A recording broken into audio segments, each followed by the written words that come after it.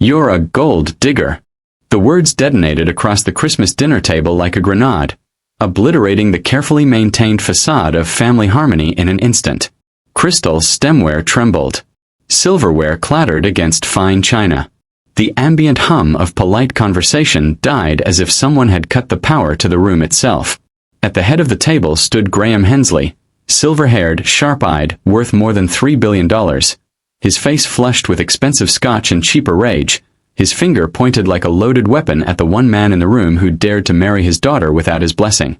That man was Marcus Avery, and in the space between one heartbeat and the next, every person in that grand dining room understood they were witnessing something that couldn't be taken back, a moment that would divide this family into before and after. A billionaire father publicly humiliating his black son-in-law at what was supposed to be a celebration of peace and goodwill. Marcus sat perfectly still, his dark eyes steady despite the storm of emotions swirling behind them. His jaw tight but his posture unbowed, and he said absolutely nothing, because sometimes, silence is the only dignified response to indignity. The Hensley mansion was the kind of estate that appeared in lifestyle magazines and celebrity home tours, a sprawling monument to wealth and power nestled in the most exclusive neighborhood money could buy. Tonight, it glowed with Christmas magic. A 20-foot Douglas fir dominated the marble foyer, its branches heavy with ornaments that cost more individually than most people's monthly car payments, while garlands of fresh pine and holly draped every banister and doorway, filling the air with the scent of winter and prosperity. The dining room itself was a masterpiece of old money elegance, all dark wood paneling and oil paintings of ancestors Graham had paid artists to invent, because new money always wants to look like old money, always wants to pretend it's always been there. The table could seat 30 but tonight held only 15. Family and a carefully curated selection of business associates and society friends, all dressed in their holiday finest, all aware that an invitation to Christmas dinner at the Hensley estate was a status symbol worth bragging about. This was supposed to be a reconciliation, the first holiday gathering since Lena's wedding 6 months earlier, a chance to pretend that Graham had accepted his daughter's choice of husband, that the tension and arguments and ultimatums had been resolved. But anyone who'd watched Graham Hensley operate in business or in family knew the man didn't reconcile. He conquered. And tonight, he'd decided it was time to make his position crystal clear. Graham leaned forward, bracing his hands on the table. His eyes locked on Marcus with the intensity of a predator who'd cornered his prey, and delivered his second strike with surgical precision. "How much did my daughter promise you for marrying into this family? Tell me so I can pay you off myself." The question wasn't really a question, it was an accusation dressed up as an offer, a way of stripping Marcus of his dignity while pretending to be generous, a billionaire's version of spitting in someone's face while handing them a napkin. Around the table, guests froze in various poses of discomfort. Forks suspended halfway to mouths, wine glasses held mid-sip, eyes darting between Graham and Marcus and the exit, calculating whether staying or leaving would be more awkward. Lena's mother, Patricia, had gone pale, her manicured hand pressed against her collarbone as if she could physically hold back the horror of this moment. Lena's younger brother, Devon, stared at his father with open-mouthed disbelief, finally seeing the man behind the legend and not liking what he found. And Lena herself, beautiful, accomplished, 32-year-old Lena who'd chosen love over approval, who'd married Marcus despite her father's threats and manipulations, sat beside her husband with tears streaming silently down her face, one hand clutching Marcus's under the table hard enough to hurt, the other pressed against her mouth to keep the sobs from escaping. If that question already hit a nerve, don't forget to smash that like button, hit subscribe, and tell us down in the comments what you would have done if you were sitting in Marcus's chair. Because what happens next will restore your faith in karma and remind you that character always reveals itself in the end. Marcus Avery had known this moment was coming. Not the specifics, perhaps, not the exact words Graham would use or the precise timing of the attack, but he'd known from the moment he'd received the dinner invitation, delivered by courier on embossed cardstock that probably cost more than his first car, that Graham Hensley hadn't invited him here to make peace. Men like Graham didn't make peace. They declared victory or they declared war, and since Marcus had refused to be intimidated into leaving Lena, war it would be. So Marcus had prepared himself mentally, had given himself the talk he'd learned from his father growing up black in America. Keep your cool, don't give them the reaction they want, let your dignity be your defense, prove them wrong through excellence not argument. He'd worn his best suit, the charcoal gray one Lena had bought him for their wedding rehearsal dinner, paired with a burgundy tie and pocket square. He'd arrived on time, greeted everyone with warmth and respect, complimented the decorations and the food, played the role of the grateful son-in-law even though every instinct told him he was walking into an ambush. And when Graham had started the assault, the subtle digs during cocktails about Marcus's modest upbringing, the loaded questions about his business during dinner, the increasingly pointed comments about what it takes to be worthy of a Hensley, Marcus had absorbed it all with quiet grace, had answered honestly without defensiveness, had refused to take the bait. But now, with those words hanging in the air like a noose, "Gold digger, pay you off," Marcus felt something crack inside his carefully maintained composure. Not his dignity. That remained intact. But his hope that this family could ever accept him, that Graham could ever see past his prejudices and recognize Marcus as human, as worthy, as enough. That hope died in the silence following Graham's question, and something colder and harder took its place. Still, Marcus didn't speak. He sat in that silence, feeling Lena's hand crushing his, hearing her quiet, desperate breathing beside him, and he made a choice in that moment that would define everything that followed. He chose not to engage. Not because he couldn't defend himself. He absolutely could, had facts and figures and proof that he'd never touched a penny of Lena's money, that he'd actually insisted on a prenup to protect her, that his business was thriving and he'd been supporting himself since he was 17. But defending yourself against an accusation like that, in a room full of witnesses, meant accepting the premise that the accusation was reasonable, that it deserved a response, that Graham's racism and classism were just legitimate concerns rather than character flaws. So instead, Marcus did something more powerful. He turned to look at Lena, his expression softening from stoic endurance to tender concern, and he whispered just loud enough for her to hear. "Baby, it's okay. Breathe. I'm right here." Then he gently extracted his hand from hers, used his thumb to wipe the tears from her cheek, and placed a kiss on her temple that lasted just a heartbeat longer than necessary. A gesture of such intimate, genuine affection that several people at the table actually looked away, embarrassed by the raw love they'd just witnessed. Only then did Marcus stand. Slowly, deliberately, he pushed back his chair and rose to his full height. 6 feet of quiet strength wrapped in an off-the-rack suit that suddenly looked more dignified than anything money could buy. He folded his napkin with meticulous care and placed it beside his untouched dessert plate. He buttoned his suit jacket. He straightened his tie. And then, finally, he looked at Graham Hensley and spoke for the first time since the attack began. "Mr. Hensley," Marcus said, his voice low and controlled, carrying across the silent room with the weight of absolute certainty. "I'm going to leave now. Not because you've succeeded in humiliating me, though you've certainly tried. Not because I'm afraid of you or intimidated by your money or willing to be bought off. But because I love your daughter too much to force her to watch this continue, and I respect myself too much to sit here and pretend this is normal."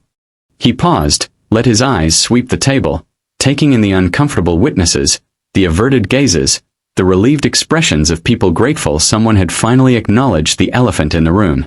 "To everyone here who's wondering whether I married Lena for her money, I didn't. I married her because she's brilliant, compassionate, funny, and brave. Because she sees the best in people even when they don't deserve it. Because she chose me knowing exactly what it would cost her. And she chose me anyway. And I consider that the greatest honor of my life." His eyes returned to Graham, and for just a moment, Marcus let his pain show. Not anger, not bitterness, just deep, profound sadness at the waste of it all, at the relationship that could have been if only this man could see past his own prejudices. "I'm sorry you can't see what I see when I look at your daughter. I'm sorry you think so little of her judgment that you believe she could be fooled by a con artist. And I'm sorry that your billions have made you so suspicious of everyone's motives that you can't recognize genuine love when it's sitting at your table." He turned back to Lena, who was now openly sobbing, her carefully applied makeup streaked down her face, her whole body shaking.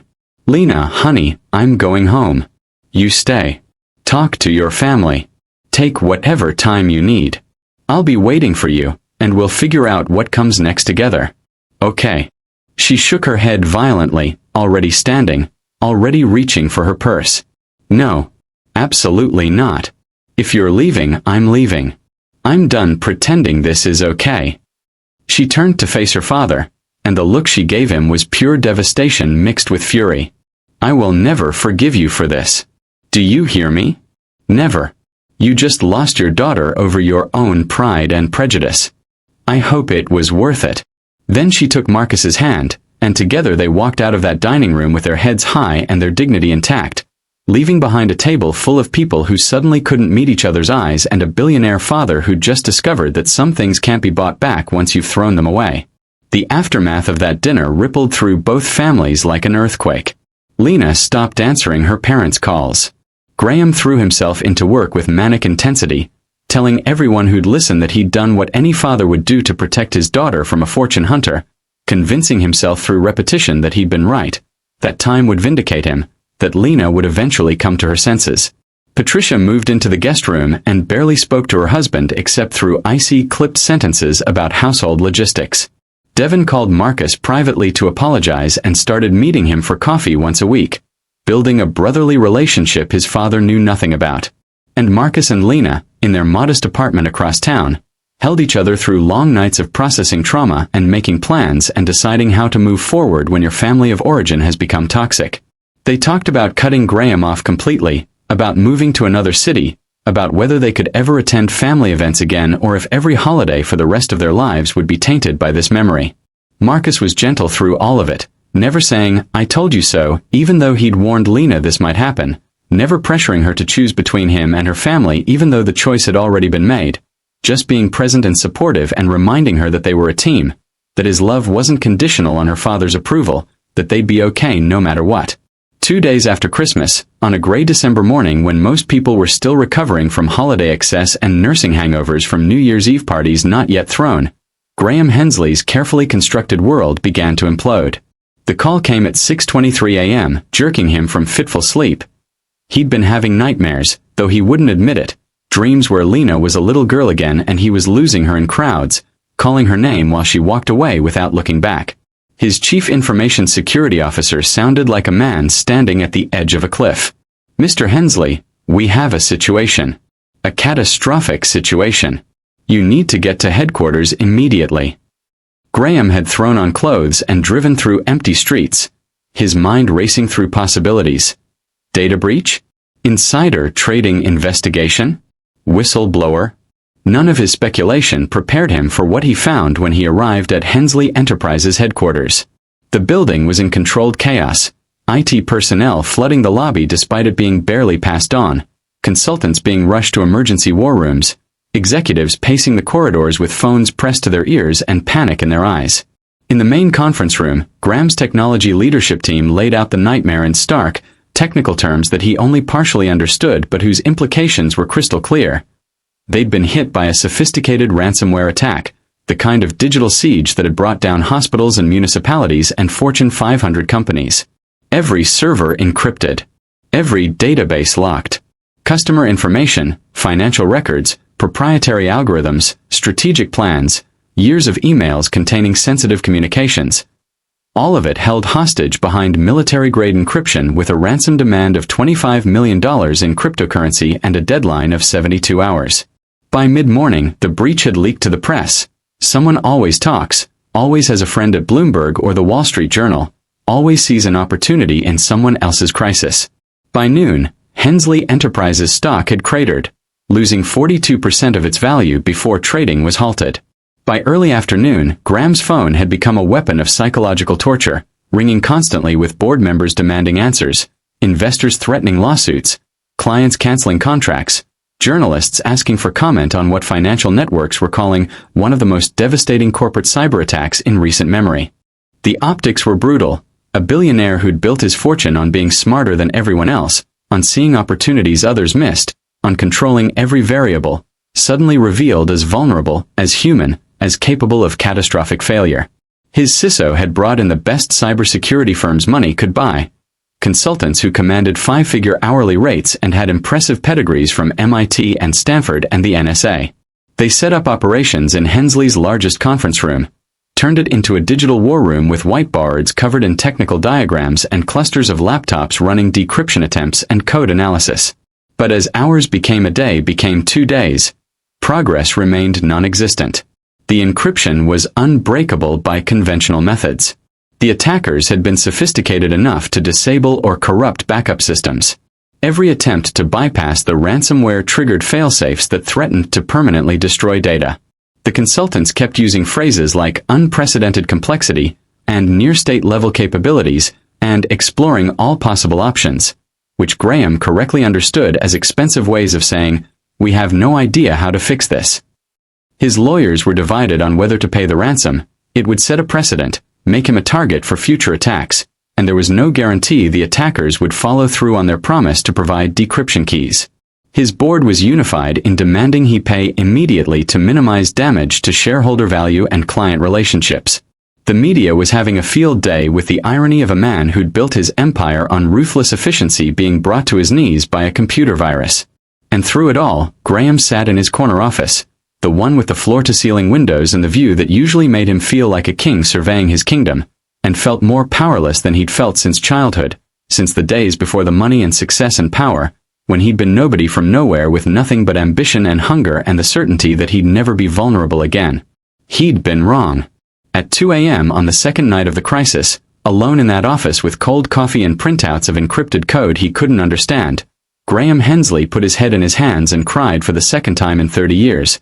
The first had been at that disastrous Christmas dinner, though he'd hidden it from everyone, had waited until he was alone to feel the weight of what he'd done, to question for just a moment whether he'd been wrong about Marcus, before pushing that doubt away and rebuilding his certainty. Now, with his empire crumbling, the doubt came roaring back, and this time he couldn't push it away. While Graham's world burned, while consultants scrambled and news networks ran countdown clocks to the ransom deadline and investors panicked and employees worried about their jobs, Marcus Avery sat in his small office downtown and wrestled with a decision that would define the rest of his life. He'd been following the news coverage. Impossible not to, it was everywhere, the lead story on every business channel and financial website. Lena had seen it too, and they'd talked late into the night about what it meant, about whether they should feel satisfaction at Graham's downfall or concern for the innocent employees who'd be hurt if the company failed, about what, if anything, they owed the man who'd publicly humiliated Marcus just days earlier. "Part of me wants to watch him suffer," Lena had admitted, her voice raw with anger and grief. "Part of me wants him to lose everything so he understands what it feels like to be powerless, to be judged unfairly, to have someone take away the thing you've built your whole identity around." Marcus had held her, stroked her hair, and said gently, "I know, baby. And that's a valid feeling. He hurt you. He hurt us. You're allowed to be angry." "But you're not angry," she'd observed. "How are you not angry?" He'd been quiet for a long moment before answering. "I am angry.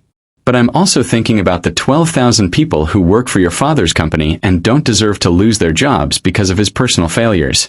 I'm thinking about the clients who trust Hensley Enterprises with their money and their data. And I'm thinking about what kind of man I want to be.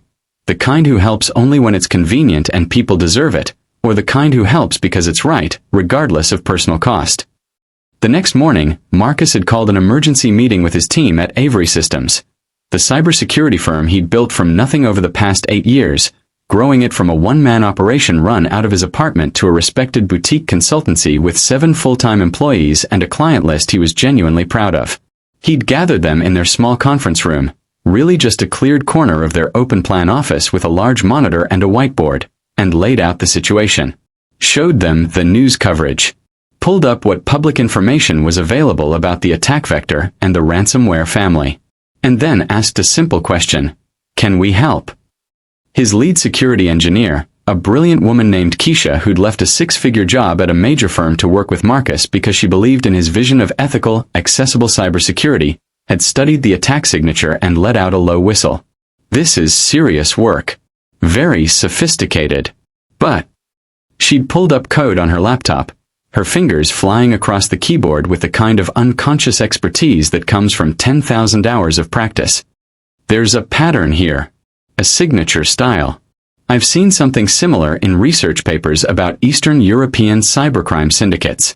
If we can identify the specific malware variant, we might be able to develop a custom decryption approach." Another team member, Darius, had leaned in to look at her screen. "Their infrastructure has known vulnerabilities.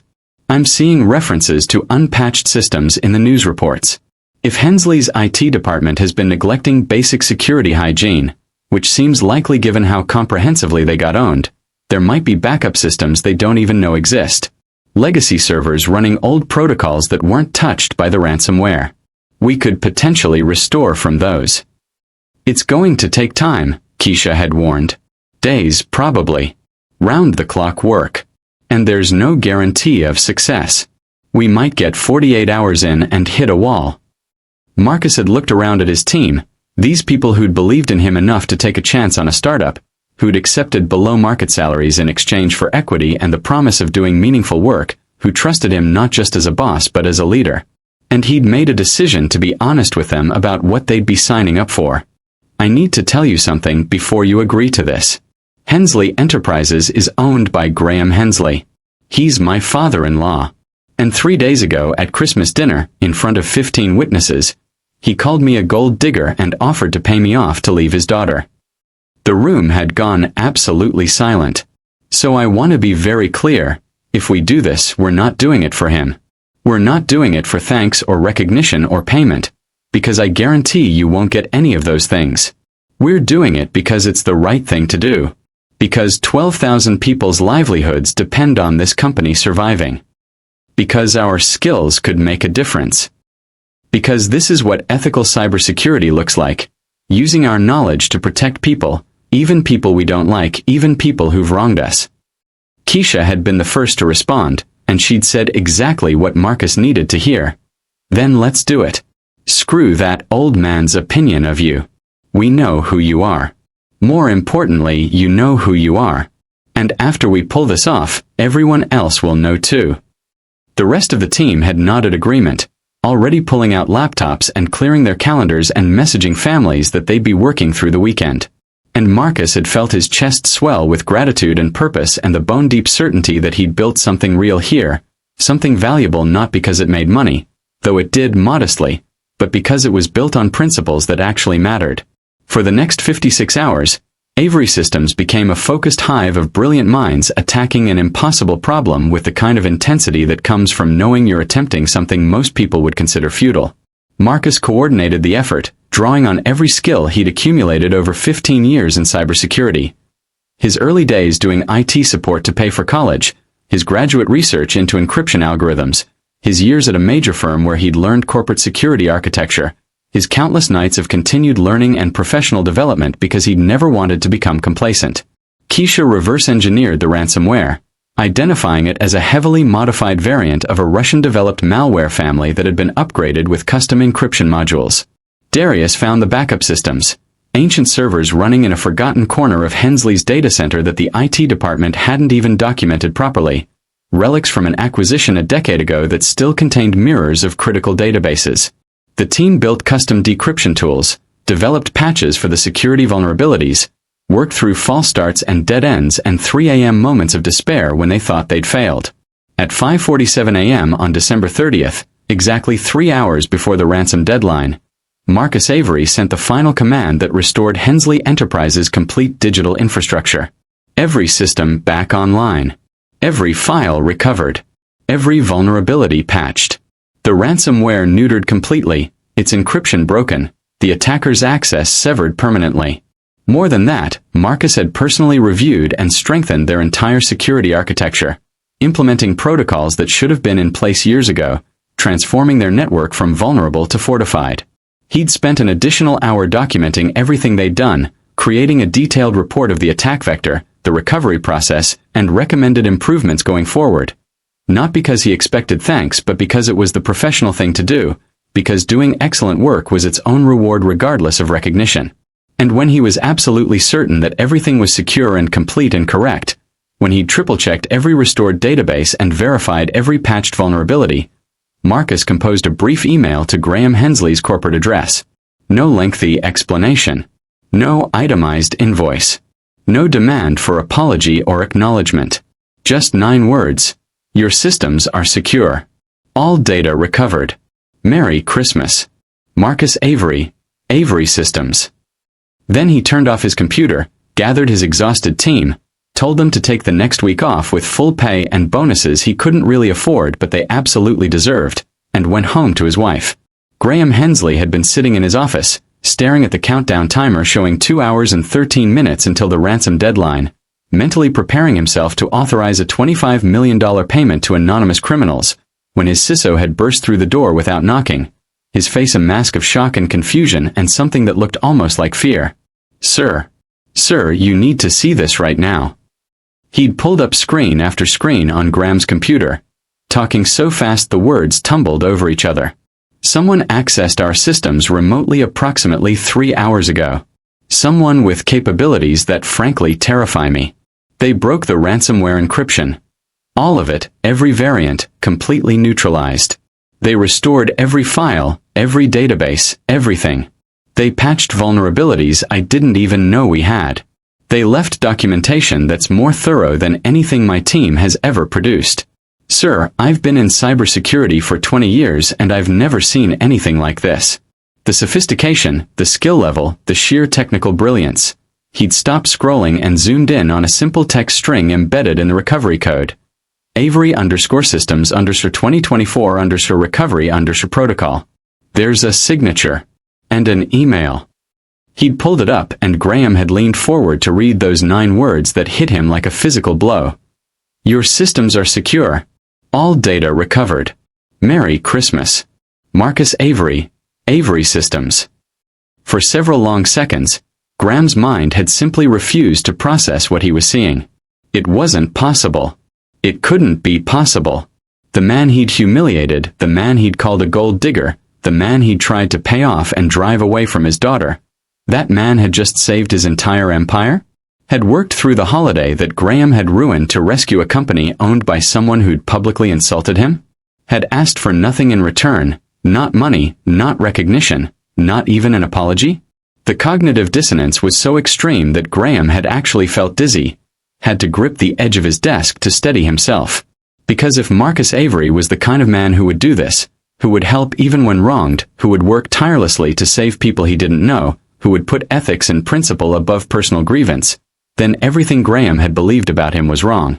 Not just slightly mistaken. Fundamentally, catastrophically wrong. Which meant that everything Graham had said at that dinner, every accusation and insult and assumption, had been a lie. Which meant that he'd destroyed his relationship with his daughter over his own prejudice and blindness. Which meant that the man he'd tried to drive away was actually exactly the kind of man Graham had always claimed to value. Honorable, skilled, selfless, strong. The shame that crashed over Graham in that moment was unlike anything he'd ever experienced. It wasn't embarrassment or regret or simple guilt. It was soul-annihilating shame that reached into the core of his identity and found it corrupt. He'd built his entire self-image around being a good judge of character, around seeing through deception, around recognizing real value. And he'd been completely, utterly, unforgivably wrong about the one person whose character had actually mattered. He'd looked at Marcus Avery and seen a con artist when he should have seen integrity. He'd seen opportunism when he should have seen love. He'd seen someone trying to take from his family when he should have seen someone trying to give to it. And he'd let his racism, because yes, he could finally admit to himself that's what it was, not just classism or concern for his daughter but actual racism, the insidious kind that doesn't announce itself with slurs but hides behind reasonable concerns and legitimate questions. He'd let that poison him against a man who was demonstrably, provably, undeniably worthy of his daughter. Graham had picked up his phone with hands that trembled so badly he almost dropped it twice, and called Marcus's cell number. It had rung 8 times, long enough that Graham had started composing a voicemail, trying to figure out what you say when you've been wrong about everything. Before Marcus had answered, his voice rough with exhaustion. "Hello. Marcus." Graham's voice cracked on the name, broke on that single word. "This is Graham. Graham Hensley. I need to see you. Please. I'm begging you. Come to my office as soon as you can." There had been a long, waited pause. Then, "I need to sleep first. And I need to check with Lena about whether she's okay with me seeing you. I'll call you back." Marcus had hung up before Graham could respond. 3 hours later, the longest 3 hours of Graham's life, spent pacing his office and rehearsing and discarding a dozen different speeches. Marcus had called back. "I'll come. 2 hours. But I'm only doing this because Lena asked me to. because she thinks you might actually be ready to hear what I have to say. Don't make me regret it. When Marcus had arrived, he'd looked hollowed out by exhaustion but still carried himself with quiet dignity, wearing jeans and a Howard University sweatshirt that probably cost $40 and somehow looked more authentic than Graham's $15,000 custom suit. Graham had stood when he'd entered, something he never did, something that was itself a form of apology, and found himself completely unable to speak. What words existed that were adequate to this moment? How do you apologize for something this profound? Finally, voice barely above a whisper, Graham had managed. You saved my company. Marcus had nodded once. Yes, sir, I did. Why? The question exploded out of Graham like a confession. After what I did to you. What I called you. How I treated you. Why would you help me? I don't understand. Marcus had been quiet for a moment, and when he'd spoken, his voice had been gentle but firm. The voice of someone who'd thought deeply about his principles and lived by them consistently. Mr. Hensley, I didn't do it for you. I want to be very clear about that. I did it for the 12,000 people who work for your company and don't deserve to suffer because of your failures of character. I did it for the clients who trust Hensley Enterprises with their financial lives. I did it for Lena, because even though you've hurt her more than you probably realize, she still loves you, and your destruction would destroy her too. And I did it because it was the right thing to do. He'd paused, held Graham's gaze with eyes that were sad but not weak. I believe that when you have the ability to help people and you choose not to, even people who've wronged you, you become smaller. You become the thing you hate. And I refuse to let your opinion of me determine who I am. My worth isn't defined by whether you approve of me. It's defined by how I act when no one's watching, how I treat people who can't help me in return, whether I choose grace or grudges when someone hurts me. And I choose grace. Every time. Because that's who my parents raised me to be. Graham had felt tears streaming down his face, hadn't even tried to hide them or wipe them away. I was wrong about you, he'd said, the words coming out broken and raw. I was wrong about everything. I looked at you and I didn't see a man. I saw a threat. I saw someone who didn't fit the picture I'd created in my head of who my daughter should marry. And that picture was... It was racist, Marcus. I can't hide behind concern for my daughter, or protecting the family anymore. I looked at a black man and I assumed the worst. I looked at someone from a different background and I decided you couldn't possibly love Lena for who she is. You had to be after her money. And I was wrong. Utterly, completely, shamefully wrong. His voice had broken completely. You're everything I've always claimed to value. Hard work. Integrity. Technical brilliance. The strength to help even when it hurts. And I couldn't see any of it because I was blinded by my own prejudices and my need to control everything and my pathological inability to admit when I'm wrong. He'd wiped his eyes with shaking hands. I don't deserve your forgiveness. I know that. I called you a gold digger in front of 15 people.